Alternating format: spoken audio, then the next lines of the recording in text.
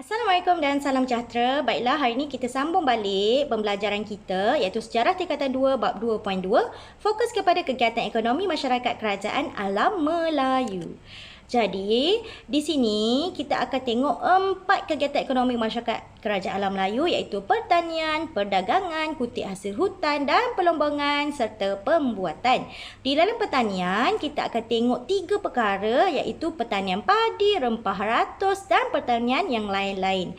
Dari segi perdagangan, kita akan tengok kepentingan perdagangan, perdagangan tempatan dan perdagangan luar.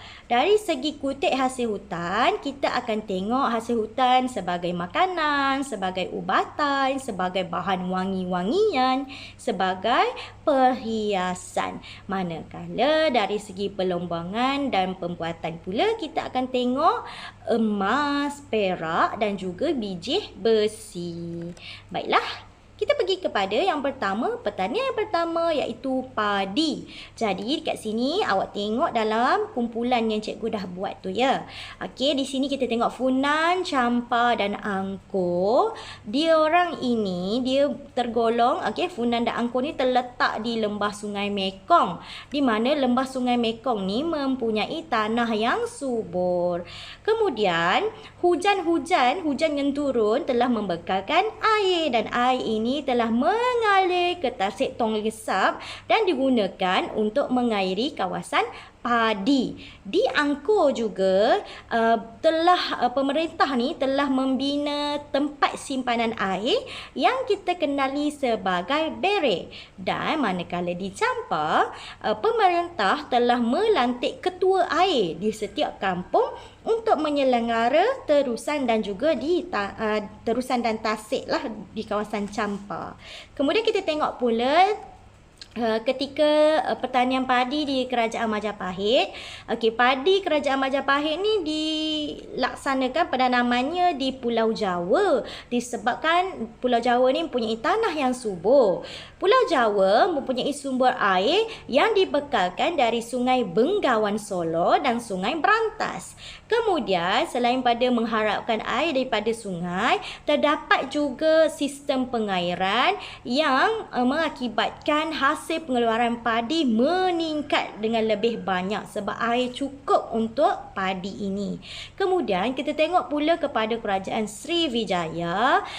Kerajaan Sriwijaya ni memperlihatkan padi ni menjadi tanaman utama kerajaan ini, di mana padi-padi ini telah ditanam di kawasan pendalaman Palembang, iaitu di kawasan Tanah Tinggi Pasemah dan juga Hulu Musi.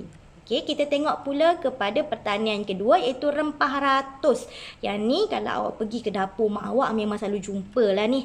Okey, kemudian yang pertama tu ialah rempah ratus cengkeh. Okey, bunga cengkeh.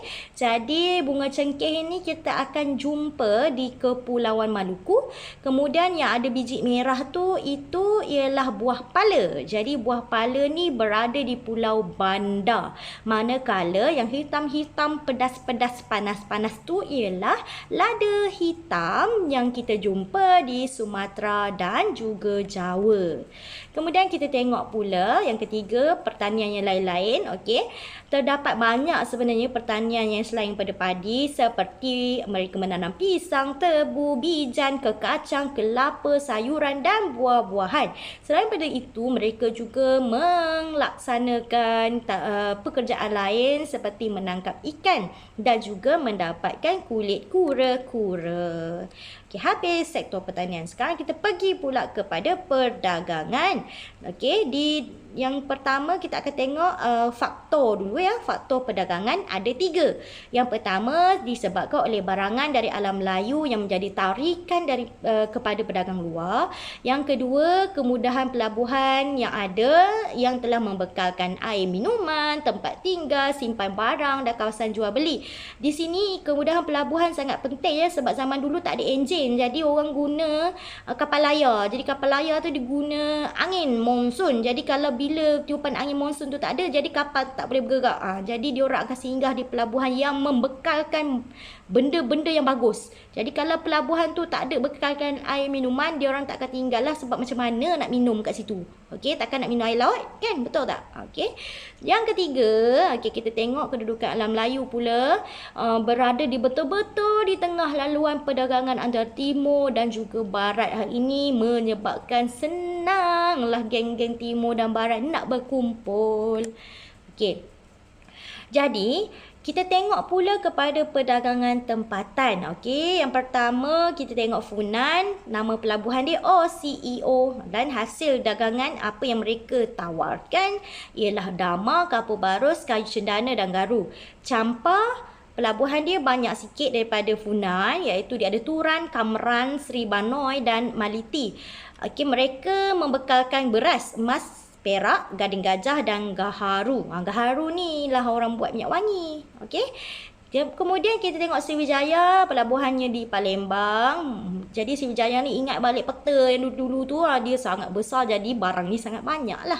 Jadi dia memperkenalkan ataupun dia memperdagangkan Dama, Kapur Barus, gaharu, madu, rotan, rempah, mutiara, rumpai laut, gading gajah, sumbu badak. Oi, banyak betul ya. Kemudian kita tengok pula Angkor. Angkor pelabuhan dia Yasodarapura. Okey, hasil dagangan dia ialah gaharu, buah pala, lilin lebah. Lilin lebah ni ialah daripada sarang lebah tu, dia orang masak sarang lebah tu, masak dan dia akan jadi lilin lah. Itulah namanya lilin lebah. Jadi lilin lebah ni digunakan untuk apa sebenarnya? Ni kain-kain zaman dulu tak ada mesin jahit kan. Dia orang akan guna dekat benang tu jahit pakaian. Jadi pakaian tu dia tak akan mudah tercabut lah benang dia. Tak percaya, awak pergi cuba. Okay, selain tu Angkor juga menjual ataupun membekalkan minyak sayuran, Dama, gading gajah. Okey, kita pergi pula kepada Majapahit. Majapahit ni pelabuhan dia di Tuban, Sidayu, Gresik dan Surabaya. Jadi hasil dagangannya adalah rempah, beras, rotan, kayu cendana, gaharu, ikan, kulit penyu, mutiara. Kaya betul ni kawasan mutiara ni, mahal tu. Okey, kita tengok pula di Kedah Tua. Ingat balik zaman hari tu kita dah belajar Kedah Tua ni, dia perdagangan kan. Jadi tempatnya masih lagi tempat yang sama, tak perlu nak susah-susah nak ingat sebab dia berada di Sungai Mas dan juga Pangkalan Bujang. Hasil dagangannya ialah rotan, Dama, kayu cendana, gading gajah. Okey, dan yang terakhir kita akan tengok Gangga Negara, di mana pelabuhannya berada di Pangkalan, Lembah Kinta, Tanjung Rambutan, Bido dan juga Sungai Siput. Dan mereka ni disebut Gangga Negara ni kan dekat-dekat kawasan Perak kan. Jadi awak ingat je dekat Perak tu kaya dengan apa.